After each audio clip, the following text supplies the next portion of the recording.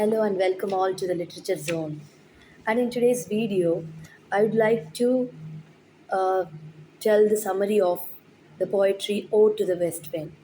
So, the first stanza we'll be concentrating today. Before we enter into the poetry, I'll be telling something about Shelley. You know who is P.B. Shelley?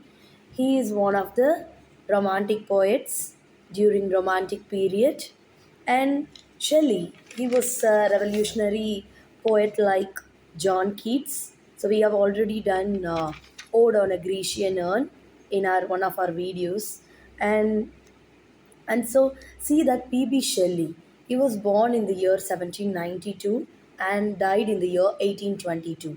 Okay, and then an interesting things about Shelley, like John Keats, he was also died um, very soon. He lived only for short period of time, and then Shelley's first publication was a Gothic novel that is known as Zastrozzi. It was published in the year 1810. And then to tell about Shelley, when he was doing his university education, he has written a controversial work that is the necessity of atheism. Okay, he was united with Thomas Jefferson, and they were expelled after a year for this suspected authorship of this pamphlet called The Necessity of Atheism. And he has written many works, The Revolt of Islam, then Adonis. Okay, and coming to Shelley's perspective on poem, he describes poetry is the expression of the imagination of the poet. So, you know very well, romantic period poets are fully concentrating on nature, and imagination plays a very important role. And here, Shelley is saying it is poetry is an expression of the imagination of the poet. So, every poet's imagination is different, and he is telling it is an expression of the imagination. Poetry is nothing but it is an expression of the imagination of the poet. And he is telling poets, the poets are the unacknowledged legislators of the world. The poets are the unacknowledged legislators of the world.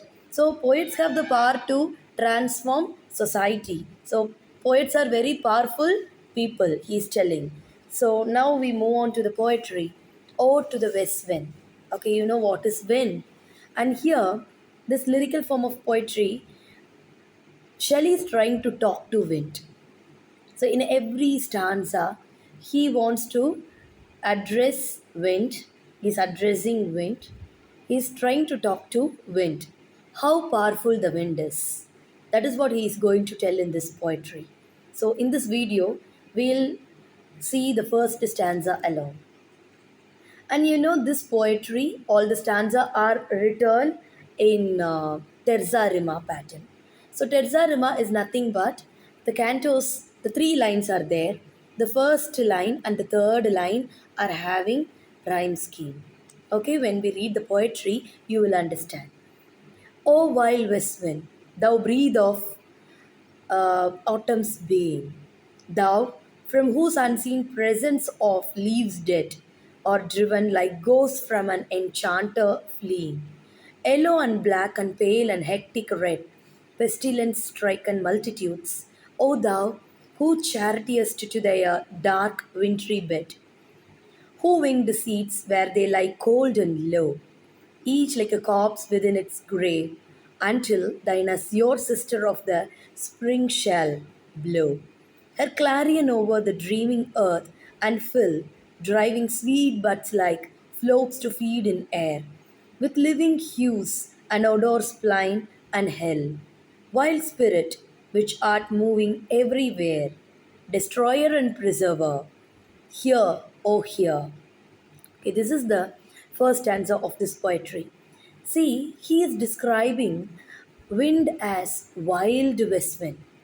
Wild, it is unruly. You just imagine the force of the wind. When it is unruly, we cannot able to bear. O wild west wind, thou breath of autumn's being. He calls west wind as unruly, and he is telling, it is autumn's breath. You, from whose unseen presence the leaves dead are driven like ghosts from an enchanter fleeing. So here he is telling, when um, the leaves are falling down, it will be like it will be like different in colors. The west wind is going to take away all the fallen leaves from one place to the other place. Okay, and he's comparing the fallen leaves are like dead leaves. The fallen leaves are dead leaves. And see, it is are driven by the west wind like a ghost from an enchanter fleeing. So enchanter is magician. From the magician's pot, how the ghosts are coming out. Likewise, the dead leaves are coming out. It is driven away from the one place to other place by the forceful, by the unruly west wind. And you see, he is describing the colors of the fallen leaves as yellow. Some leaves are yellow, pale, and hectic red. It is wild red, dark red, deep red, and black. And all those fallen leaves are dead. He is describing those leaves are pestilence stricken multitudes. All those leaves are crowds of like sick people. They are like sick people. He's telling everything is personified. West wind is like human being. And also here you see, he's giving soul to natural objects. He's telling how people are get disease. Likewise, leaves are also get disease. That is the reason he's personify the natural objects. O thou who chartiest to their dark wintry bed. Okay, so here dark wintry bed is like what? It is the grave. So how the dark um, wintry bed, the dark wintry bed, it's like what? It's like grave.